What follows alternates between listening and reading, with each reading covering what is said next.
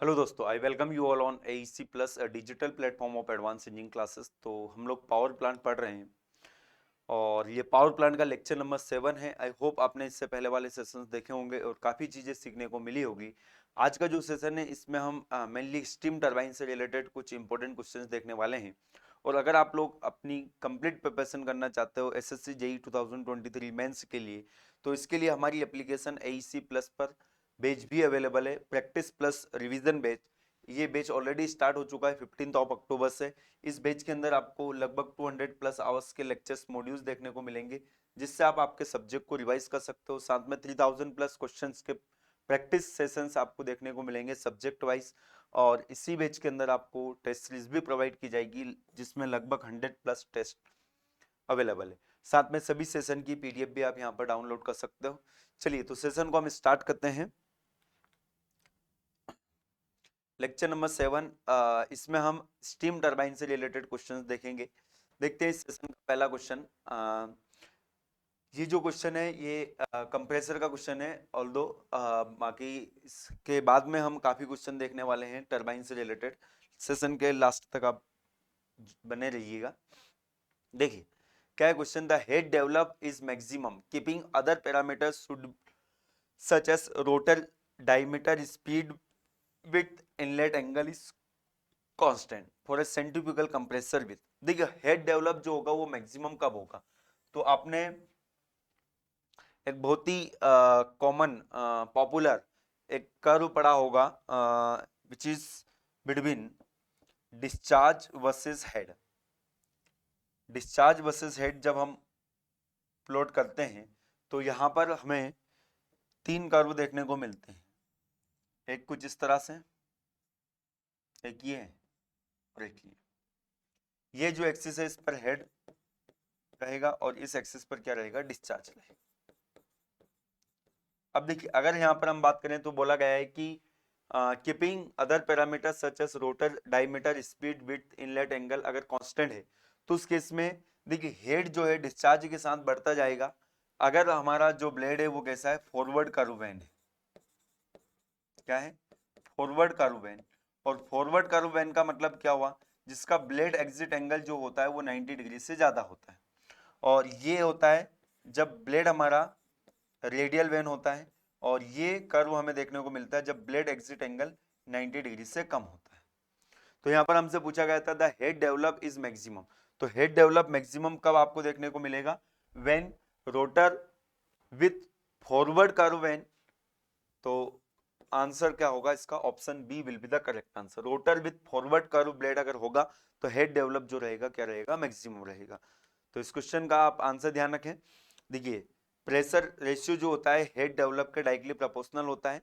तो ये pressure ratio हम यहाँ पर बोल सकते हैं, या फिर हम हेड भी हम यहाँ पर इसको लिख सकते हैं। तो फॉरवर्ड कर्व वैन के केस में मास फ्लो रेट मतलब डिस्चार्ज और जैसे जैसे बढ़ेगा तो प्रेशर रेशियो जो है क्या होता जाएगा, बढ़ता जाएगा। चलिए आगे बढ़ते हैं next question. For two stage compressor the ratio of diameter of low cylinder to high pressure cylinder is equal to. अब देखिए इससे रिलेटेड सेम क्वेश्चन हमने देखा था प्रीवियस सेशन में। मैं एक क्वेश्चन जानबूझकर लेकर आया हूं। देखिए वहां पर जो हमें प्रेशर दिया हुआ था वो P1 P2 और P3 तीन प्रेशर दिए हुए थे, अगर आपने वो वाला सेशन देखा हो तो। और वहां पर हमसे जो डायमीटर का रेशियो पूछा गया था वो P3 और P1 के टर्म्स में पूछा गया था। P3 और P1 के टर्म्स में पूछा गया था। तो ध्यान रखें लो प्रेशर और हाई प्रेशर सिलेंडर का जो डायमीटर होता है P3 और P1 के टर्म्स में अगर हम निकालते हैं तो P3/P1 टू दी पावर 1/2 बन जाता है। टू दी पावर क्या बन जाता है, 1/2। तो ये स्क्वायर रूट है तो यहाँ पर पावर कितना हो जाएगा, 1/4 हो जाएगा। यहाँ पर कंफ्यूजन होता है। बट यहाँ पर अगर मैं बात करूँ तो ये फाइनल और इनिशियल प्रेशर, अगर मैं बात करूँ यहाँ पर तो P2/P1 के टर्म्स में अगर हमसे पूछा जाए तो इसके लिए सिंपल सा कॉन्सेप्ट होता है कि मास फ्लो रेट जो रहेगा, वॉल्यूमेट्रिक एफिशिएंसी सभी कंप्रेसर की क्या रहेगी, सेम रहेगी। तो उसके लिए हम जो रिलेशन लिखते हैं स्टॉक लेंथ जो रहेगी क्या रहेगी, सेम रहेगी। तो P1 इंटू D1 का square into L1 is equal to हम लिखते हैं P2 इंटू D2 का स्क्वायर इंटू L2। तो स्टॉक लेंथ अगर सेम है D1 L1 L2 cancel out हो जाएगा। तो यहां से हमारे पास P2/P1 इज इक्वल टू कितना आ जाएगा, इसको मैं इधर लेके आया तो ये बन जाएगा d1/d2 का होल स्क्वायर। तो यहाँ पर लो प्रेशर सिलेंडर का डायमीटर और हाई प्रेशर सिलेंडर का diameter in terms of P2 और P1, तो ये हमारे पास आंसर क्या जाएगा, d1/d2 is equal to square root of P2/P1। तो आप ऑप्शन को देख लीजिए कौन सा ऑप्शन अवेलेबल है। Square of the ratio of final, square नहीं रहेगा, स्क्वायर रूट रहेगा।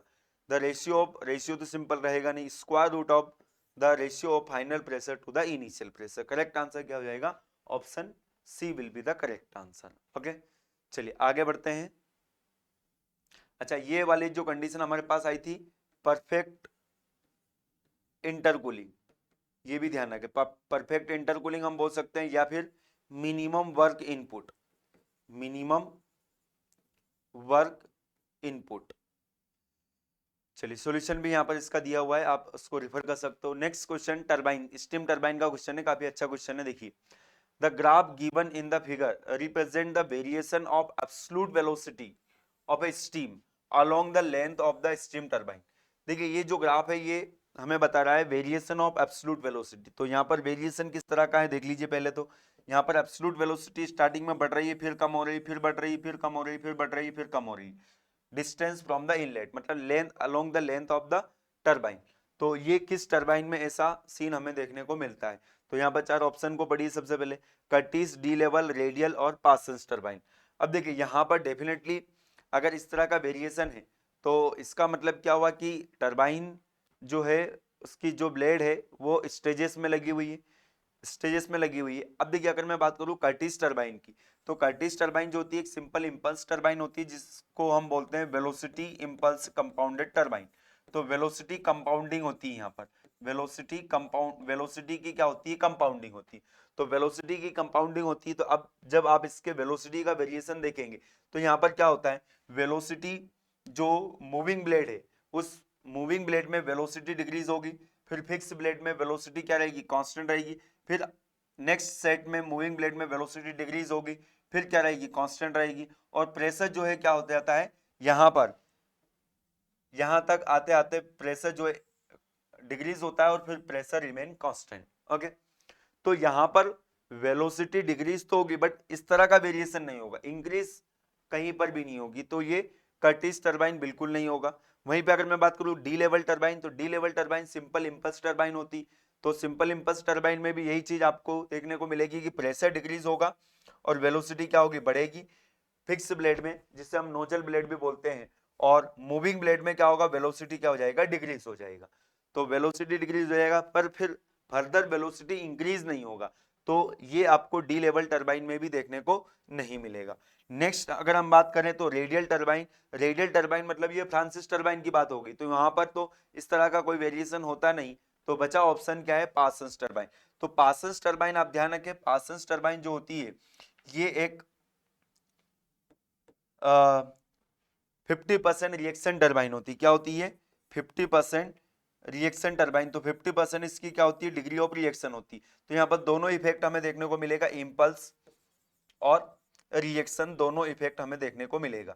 तो जब दोनों इफेक्ट हमें देखने को मिलेगा तो क्या होता है कि जो मूविंग ब्लेड होती है वहां पर वेलोसिटी डिक्रीज होगी और जो स्टेटर रहेगा वहां पर वेलोसिटी क्या होती है, इंक्रीज होती है।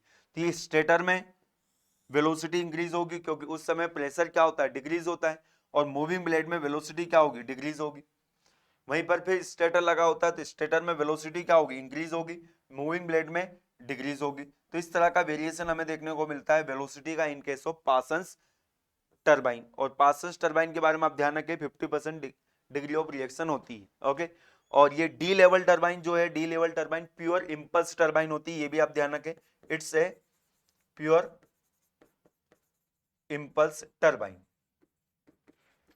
देख लीजिए इसका जो वेरिएशन है ये यहाँ पर सॉल्यूशन में भी दिया हुआ है, इसको भी आप ध्यान से देखें तो समझ में आ जाएगा। देख लीजिए, पार्सन्स रिएक्शन टरबाइन की अगर मैं बात करूं तो यहाँ पर देखेंगे कि जो स्टेटर में प्रेशर क्या होगा, डिक्रीज होगा, और वेलोसिटी क्या होगी, इंक्रीज होगी। ये एक नोजल की तरह काम करता है। देन रोटर में हमें पावर मिलेगा, तो पावर मिलेगा तो यहाँ पर वेलोसिटी जो होगी क्या होगी, डिक्रीज होगी, और यहाँ पर प्रेशर भी डिक्रीज होगा। इसका मतलब क्या है कि यहाँ पर रिएक्शन इफेक्ट भी आपको देखने को मिलेगा। एब्सोल्यूट वेलोसिटी जो है वहां पर क्या होगी, डिक्रीज होगी, क्योंकि वहां पर पावर आउटपुट मिल रहा है। और प्रेशर क्यों डिक्रीज हो रहा है, क्योंकि रिलेटिव वेलोसिटी जो है वो बढ़ जाएगी। और फिर अगेन स्टेटर में प्रेशर डिक्रीज होगा और ये एब्सोल्यूट वेलोसिटी क्या है, बढ़ जाएगी। फिर अगेन इसी तरह से तो वेलोसिटी का वेरिएशन जो है पार्सन्स टरबाइन में कुछ इस तरह से आपको देखने को मिलेगा। तो ये अच्छा क्वेश्चन था, आप लोग ध्यान रखें इसको। पार्सन्स रिएक्शन टरबाइन के लिए जो वेलोसिटी का वेरिएशन होता है कुछ इस तरह का होता है, और प्रेशर जो है वो कंटिन्यूसली क्या होता जाता है, डिक्रीज होता जाता है। ये भी आपको साथ में ध्यान रखना है। चलिए आगे बढ़ते हैं। Next question, the correct sequence of the given steam turbine in ascending order of efficiency at their design point.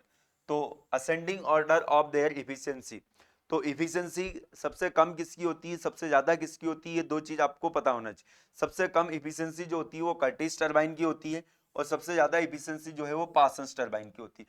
Curtis turbine की मैक्सिमम इफिशियंसी अगर आप देखेंगे तो मैक्सिमम इफिशियंसी जो रहेगी कर्टिस टरबाइन की इफिशियंसी की, अगर मैं बात करूं कर्टिस की, तो ये less than cos square alpha होती है। ये कॉस स्क्वायर अल्फा आप लोगों ने पढ़ा होगा। ये मैक्सिमम इफिशियंसी होती है किसकी, डी लेवल टरबाइन की। और डी लेवल टरबाइन की अगर मैं बात करूं, जो कि प्योर इंपल्स टरबाइन है, इसकी मैक्सिमम इफिशियंसी जो होती है कितनी होती है, कॉस स्क्वायर अल्फा होती है। This will be the maximum efficiency. और वहीं पे अगर मैं बात करूं पार्सन्स टरबाइन की जो इफिशियंसी होती है, मैक्सिमम इफिशियंसी, इसका फॉर्मूला भी आप लोगों को पता होना चाहिए। It will be 2 cos square alpha divided by 1 plus cos square alpha. और ये इफिशियंसी जो है ये स्पीड रेशियो के साथ क्या करती है, वेरी होती है। और स्पीड रेशियो जो होता है ये क्या होता है, स्पीड रेशियो टेंजेंशियल वेलोसिटी और एब्सोल्यूट वेलोसिटी का जो रेशियो होता है इसे हम बोलते हैं स्पीड रेशियो। और for maximum efficiency in case of D level turbine, ये कई बार क्वेश्चन पूछा गया है, for maximum efficiency in D level turbine, ये जो स्पीड रेशियो होता है ये होता है आपका कॉस अल्फा बाई 2। ये भी आप ध्यान रखें। अल्फा जो होता है इनलेट नोजल एंगल होता है, या फिर हम गाइड ब्लेड एंगल भी इसको बोल सकते हैं। और तो इसका करेक्ट आंसर क्या हो जाएगा, Curtis, De Laval, Rateau and Parsons. Parsons ascending order की बात चल रही है, तो ये इंक्रीजिंग ऑर्डर में मतलब सबसे ज्यादा जो होगी इसकी होगी, और सबसे कम जो होगी किसकी होगी, कर्टिस की होगी। आप इसके लिए ये डायग्राम को भी रिफर कर सकते हो। देख लीजिए कॉस स्क्वायर अल्फा से कम होती है, ये कौन सी टरबाइन है, 2 रो कर्टिस टरबाइन। उसके अंदर सिंपल इंपल्स टरबाइन, मतलब ये डी लेवल टरबाइन है। ये कौन सी टरबाइन है, डी लेवल टरबाइन है। और उसके बाद में ये पार्सन्स टरबाइन की 2 cos square divided by 1 plus cos square, तो ये इससे भी थोड़ी सी स्लाइटली ज्यादा होती है। तो ये डायग्राम आप लोग ध्यान रखें, अलग अलग टरबाइन की अलग अलग इफिशियंसी। और ये जो इफिशियंसी होती है ये मैक्सिमम कब होती है, जब स्पीड रेशियो कितना होता है, कॉस अल्फा बाई 2। और ये मैक्सिमम इफिशियंसी कब होती है, जब स्पीड रेशियो कितना होता है, कॉस अल्फा होता है। ओके, तो यहाँ पर स्पीड रेशियो जो होता है इसके कंपेयर क्या होता है, आधा होता है। ये भी आप ध्यान रखें। चलिए नेक्स्ट क्वेश्चन है, which one of the following relation between the angle of fixed blade and moving blade corresponding to the that of Parsons turbine. देखिए पार्सन्स टरबाइन के बारे में मैं आपको बता देता हूं, इसका डिग्री ऑफ रिएक्शन जो होता है कितना होता है, 50% होता है। और एक और बात ध्यान रखें, डिग्री ऑफ रिएक्शन 50%, इसका मतलब एंथैल्पी ड्रॉप जो रोटर में होगा वही एंथैल्पी ड्रॉप आपको स्टेटर में भी देखने को मिलेगा। स्टेटर और रोटर में एंथैल्पी ड्रॉप अगर सेम है तो 50% डिग्री ऑफ रिएक्शन होगी। और ये जो पार्सन्स टरबाइन होती है इसकी ब्लेड जो होती है, blades are symmetric. Blades are symmetric का मतलब क्या होता है, देखिए यहाँ पर जो अल्फा 1 होता है, अल्फा 1 किसका एंगल होता है, गाइड ब्लेड का इनलेट एंगल होता है। ये किसके बराबर होता है, बीटा 2 के बराबर। बीटा 2 जो होता है ब्लेड का एग्जिट एंगल होता है। साथ में एक और रिलेशन ध्यान रखें, अल्फा 2 जो है ये बीटा 1 के बराबर होगा। अब देखिए अल्फा 1 से कौन सी वेलोसिटी एसोसिएट होती है, अल्फा 1 से आपको पता होना चाहिए v1, और बीटा 2 से कौन सी वेलोसिटी एसोसिएट होती है, vr2। तो vr1 vr2 और v1 दोनों बराबर होंगे, ये भी रिलेशन यहां से बनता है। और अल्फा 2 का मतलब हो गया आपका v2 और vr1, ये दोनों वेलोसिटी जो होती है ये भी बराबर होती है। तो Parsons reaction turbine 50% degree of reaction के लिए ये सारी कंडीशन आपको पता होना चाहिए। अब यहाँ पर ऑप्शन देखेंगे, ये अल्फा 1 है, अल्फा 2 है, ये बीटा 1 है। यहाँ पर ये क्या होगा, बीटा 2 है, और ये भी बीटा 2 है, ये बीटा 2, ये भी ये बीटा, ये ब्रैकेट यहाँ पर लगा हुआ है, इसका मतलब ये बीटा है, अल्फा तो आ गया है। तो अल्फा 1 किसके बराबर होगा, बीटा 2 के बराबर होगा। इसका मतलब ऑप्शन बी जो होगा क्या होगा, करेक्ट होगा। तो यहाँ से बिल्कुल क्वेश्चन पूछे जाने की संभावना है। ध्यान रखें, Parsons reaction turbine 50% degree of reaction की कंडीशन क्या होगी, ये सारी कंडीशन आपको पता होना चाहिए। चलिए, करेक्ट आंसर हमको पता चल गया, ऑप्शन बी अल्फा 1 बीटा 2 के बराबर होगा, अल्फा 2 जो है बीटा 2 के बीटा 1 के बराबर होगा। नेक्स्ट अच्छा क्वेश्चन है, the following data refer to an axial flow turbine. हमें कुछ डेटा दिया हुआ है regarding the axial flow turbine. क्या है data, relative velocity of steam at inlet to the rotor. Inlet to the rotor पर रिलेटिव वेलोसिटी हमें दे रखी VR1, हमें दे रखा है कितना 79 metre per second. Relative velocity at the rotor exit, मतलब ये VR2 हमें दे रखा है which is 152 metre per second. Root mean peripheral velocity, इसका मतलब U हमें दे रखा है which is 68.4 metre per second. The work output per kg of steam, work output हमें दे रखा है which is 14100 joule. Okay, the approximate degree of reaction, अब डिग्री ऑफ रिएक्शन हमें यहाँ पर बताना है। तो डिग्री ऑफ रिएक्शन की अगर मैं बात करूं, तो डिग्री ऑफ रिएक्शन क्या होता है, जो एंथैल्पी ड्रॉप होता है मूविंग ब्लेड में और एक स्टेज में जो एंथैल्पी ड्रॉप होता है। एंथैल्पी ड्रॉप का मतलब क्या हुआ, स्टेज में एंथैल्पी ड्रॉप का मतलब क्या हुआ, वर्क आउटपुट। तो ये तो हमें स्टेज का दे रखा है। अब मूविंग ब्लेड में एंथैल्पी ड्रॉप, तो मूविंग ब्लेड में जो एंथैल्पी ड्रॉप होता है बेसिकली वो रिलेटिव वेलोसिटी के हेड में जो चेंज आता है वही होता है। तो रिलेटिव वेलोसिटी के हेड में, तो यहाँ पर रिलेटिव वेलोसिटी आपको एग्जिट और इनलेट की दे रखी। तो बेसिकली ये क्या बनता है, VR2 का स्क्वायर माइनस VR1 का स्क्वायर डिवाइडेड बाय 2। ये आपका मूविंग ब्लेड में एंथैल्पी ड्रॉप होगा, और डिवाइडेड बाय स्टेज में जो एंथैल्पी ड्रॉप होगा वो किसके बराबर होगा, वर्क डन के बराबर, जो कि हमें दे रखा है वर्क डन के बराबर। तो आपको ये जो टर्म है इसको आपको सॉल्व करना होगा। देखिए यहाँ पर VR2 जो है हमें कितना दे रखा है, VR2 आई थिंक 152, तो 152 का स्क्वायर लिखेंगे आप, माइनस VR1 मतलब 79 का स्क्वायर, 79 का स्क्वायर डिवाइडेड बाय 2 इंटू ये 14100, 14100। तो इसको आप सॉल्व कर लेंगे तो आपके पास डिग्री ऑफ रिएक्शन आ जाएगी। निकालिए यहाँ से। अच्छा, ये जूल में दे रखा है तो कोई दिक्कत नहीं, ये भी जूल में आएगा। 152 का स्क्वायर माइनस 79 का square divided by 2 and also divided by 14100, तो ये आएगा 0.597। कितना आ रहा, 0.597। तो ये किसके करीब है, 0.6 के करीब है। काफी अच्छा क्वेश्चन था, ध्यान रखें। करेक्ट आंसर क्या हो जाएगा, option D will be the correct answer. तो डिग्री ऑफ रिएक्शन क्या होता है ये आपको पता होना चाहिए। मूविंग ब्लेड में जो एंथैल्पी ड्रॉप होता है वो आपका जो रिलेटिव वेलोसिटी के हेड में जो डिफरेंस होता है वही मूविंग ब्लेड में एंथैल्पी ड्रॉप कहलाता है। ये यहाँ से आपको पता चल जाएगा। चलिए देखिए, सॉल्यूशन भी दिया हुआ है, यहाँ से भी आप इसको निकाल सकते हैं। चलिए आगे, the clearance flow between the blade tip and the casing of the steam turbine is. देखिए, clearance flow between the blade tip and the casing of a steam turbine is greater in reaction turbine than the impulse turbine, या greater in impulse turbine than the reaction turbine. मतलब आपको impulse और reaction turbine को आपस में compare करना है। तो देखिए, अगर मैं बात करूं इम्पल्स टरबाइन की, तो इम्पल्स टरबाइन में तो आपका प्रेशर जो होता है एटमॉस्फेरिक प्रेशर होता है। तो जो clearance flow between the blade tip जो होता है ये ज्यादा हमें देखने को मिलता है किसमें, रिएक्शन टरबाइन में, क्योंकि रिएक्शन टरबाइन में प्रेशर का वेरिएशन काफी ज्यादा होता है। तो करेक्ट आंसर क्या होगा, definitely option A, greater in reaction turbine than the impulse type turbine.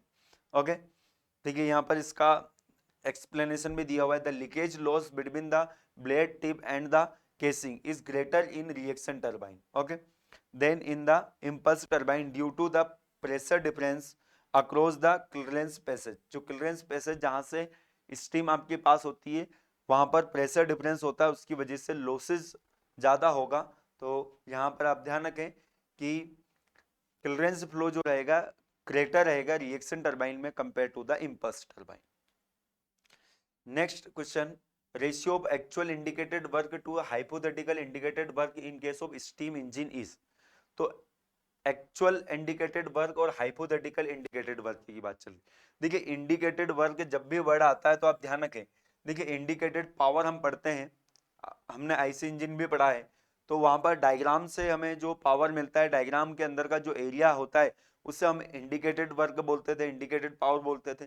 तो ये जब भी इंडिकेटेड वर्ड आता है तो आप ध्यान रखें it will related to the diagram, और डायग्राम से रिलेटेड है तो यहाँ पर आंसर क्या होगा, डायग्राम फैक्टर। इसे हम क्या कहते हैं, डायग्राम फैक्टर। डेफिनेटली एक नई टर्म है आप लोगों के लिए बट पता होना चाहिए। तो डायग्राम फैक्टर क्या होता है, तो एक्चुअल इंडिकेटेड वर्क और हाइपोथेटिकल इंडिकेटेड वर्क जो होता है स्टीम इंजन के अंदर, इन दोनों का रेशियो जो है क्या कहलाता है, डायग्राम फैक्टर कहलाता है।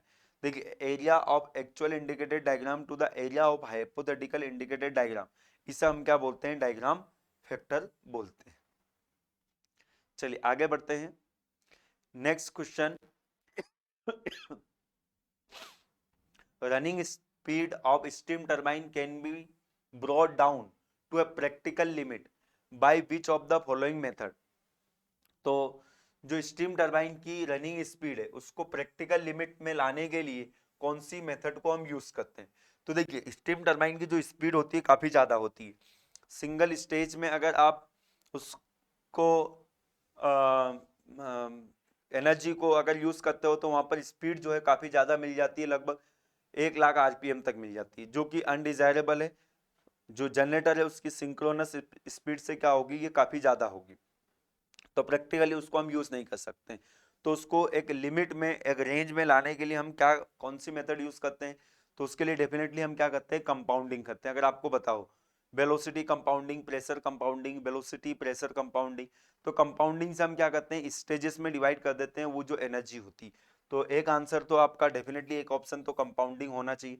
देन उसके बाद में क्या है, अदर ऑप्शंस देख लेते हैं।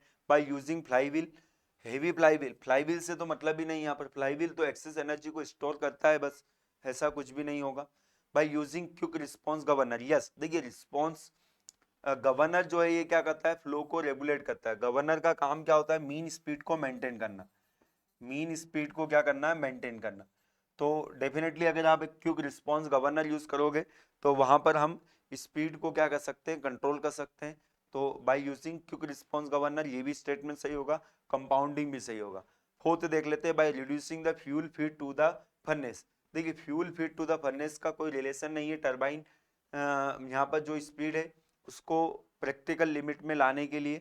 तो ये स्टेटमेंट भी गलत है, 2 और 3 दोनों गलत, दोनों सही है। तो सही आंसर क्या होगा, ऑप्शन डी हो, यस। नेक्स्ट, वीवी जो है ब्लेड स्पीड दे रखी है, ब्लेड स्पीड जिसको हम अभी तक यू से डिनोट करते आते हैं, V absolute velocity of steam entering the blade, और अल्फा जो है क्या है, nozzle angle. The efficiency of impulse turbine is maximum when. तो इम्पल्स टरबाइन की इफिशियंसी मैक्सिमम कब होगी, तो मैक्सिमम इफिशियंसी के लिए हम कंडीशन पढ़ते हैं क्या, मैक्सिमम इफिशियंसी कितनी होती है, पहली बात तो इम्पल्स टरबाइन की कितनी होती है, कॉस स्क्वायर अल्फा। और इसके लिए कंडीशन मैंने आपको थोड़ी देर पहले भी बताया था कि u बाई वी जो होगा ये कितना होगा, it will be cos alpha by 2। तो यहाँ पर v को तो v लिखा है और u को क्या लिखा है, v भी। तो यहाँ से v भी हमें कितना मिल जाएगा, v into 0.5 cos of alpha. ऐसा कोई ऑप्शन बन रहा है क्या, यहाँ पर देख लीजिए, 0.5 v cos alpha, option A he correct हो जाएगा यहाँ। ये कंडीशन पता होना चाहिए, मैक्सिमम इफिशियंसी की कंडीशन, मैक्सिमम इफिशियंसी क्या होती है और मैक्सिमम इफिशियंसी की कंडीशन, साथ में रिएक्शन टरबाइन की भी मैक्सिमम इफिशियंसी की कंडीशन और maximum efficiency. Maximum efficiency Parson से रिएक्शन टरबाइन की कितनी होगी, 2 cos square alpha divided by 1 plus cos square alpha. ये रिलेशन भी आपको साथ में पता होना चाहिए। चलिए आगे बढ़ते हैं।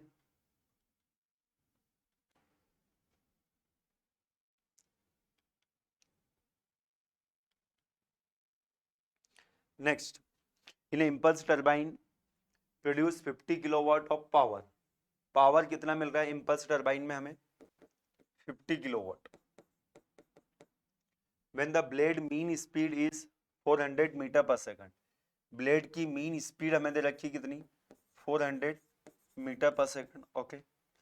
The rate of change of momentum tangential to the rotor. अब क्वेश्चन को आपको समझना होगा। Rate of change of momentum का मतलब क्या होता है? टेंजेंशियल टू द रोटर मतलब यहाँ पर ये टेंजेंशियल फोर्स की बात चल रही है।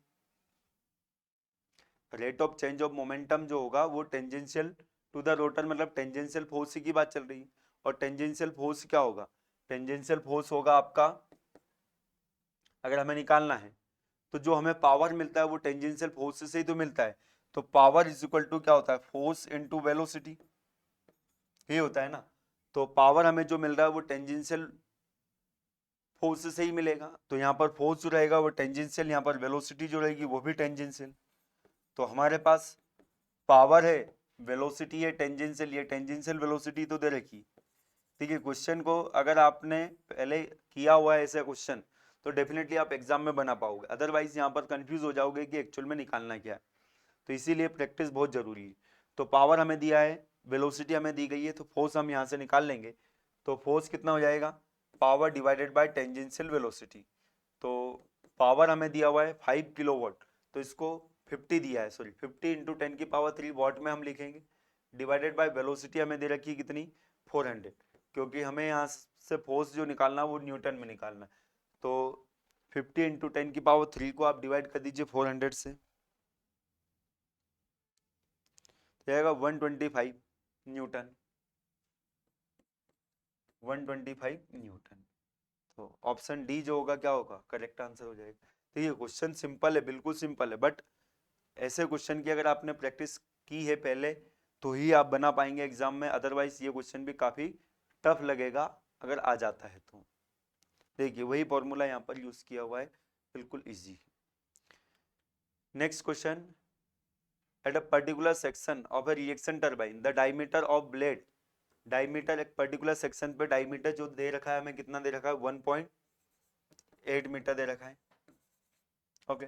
The velocity of flow, flow velocity हमें दे रखी है which is 49 metre per second. The quantity of steam flow, discharge हमें दे रखा है कितना? 5.4 मीटर क्यूब पर second. The blade height at this section will approximately. अब देखिए यहाँ पर भी वही कि ऐसा क्वेश्चन अगर आपने किया है तो definitely you can answer it. Okay. तो अब देखिए ब्लेड हाइट हमसे पूछा है तो यहाँ पर डिस्चार्ज हमें दे रखा है। तो अगर हम बात करें किसी सिलेंड्रिकल शेप से जो डिस्चार्ज होगा वो डिस्चार्ज कितना होगा? Area into velocity. और यहाँ पर ये एरिया जो रहेगा कितना रहेगा? π/4 D square into L into velocity. Velocity में फ्लो वेलोसिटी आएगी। ओके।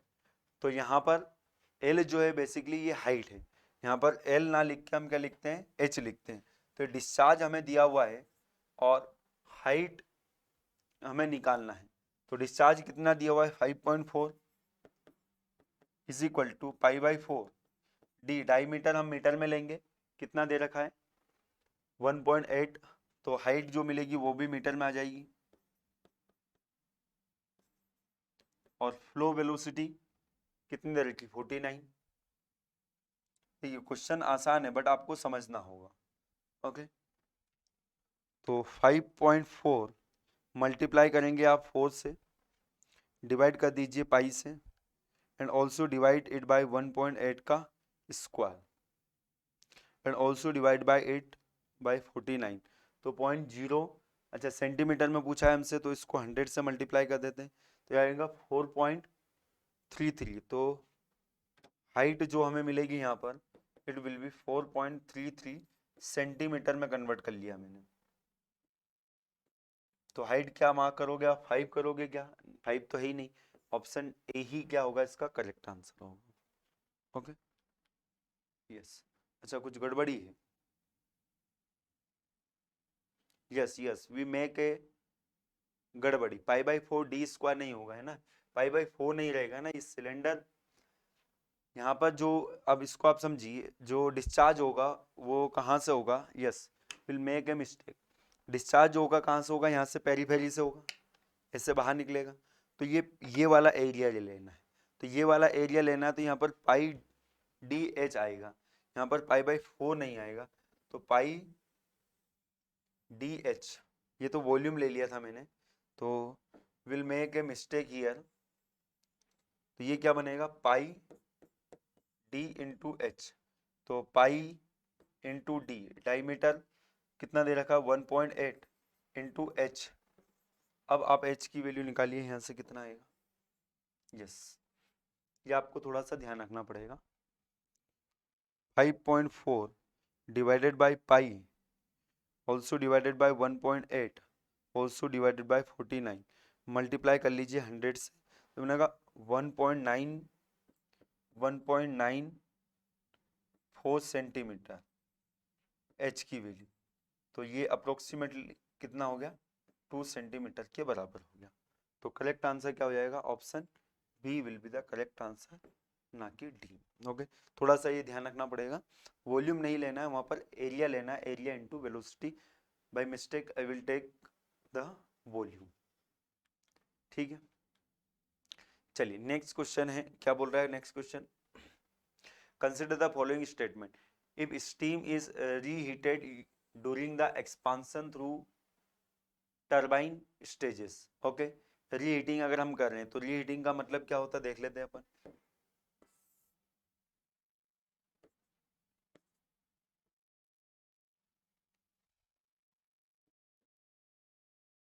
ये एक्सपांशन किया लो प्रेशर टरबाइन में, फिर वापस से हमने रीहीट कर दिया।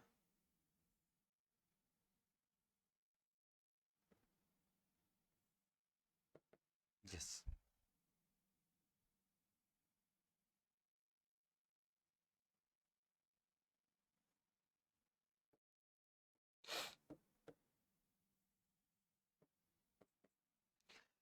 सॉरी,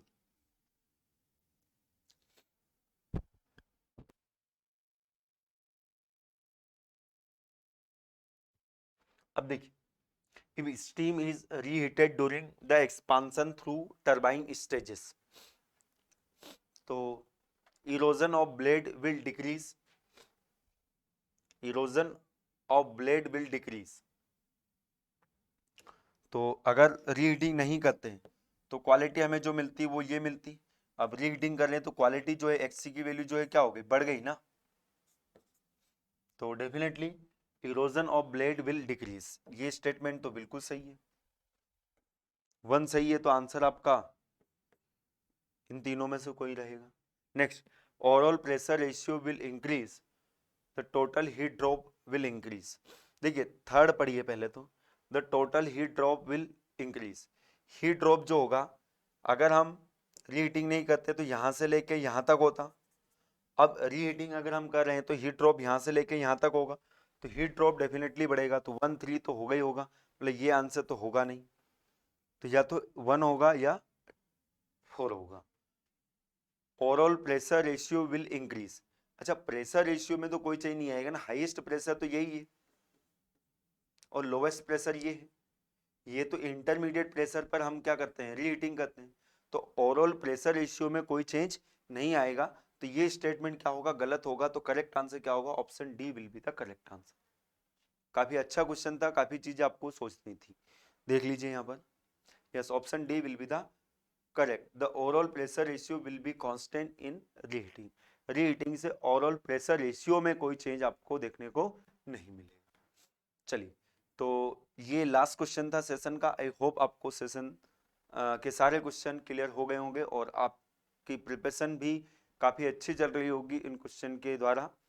ओके, तो हम मिलेंगे नेक्स्ट सेशन में, thank you very much to join the session, और सेशन अगर आपको पसंद आया है तो उसको जरूर मेंशन करें कमेंट्स बॉक्स के अंदर, और सेशन की पीडीएफ के लिए must join this public Telegram group AEC plus app and YT discussion channel, इस टेलीग्राम ग्रुप की लिंक वीडियो के डिस्क्रिप्शन में दी गई है, वहाँ से आप इसको एक्सेस कर सकते हो। So thank you very much, मिलते हैं हम नेक्स्ट सेशन में, गुड बाय, टेक केयर।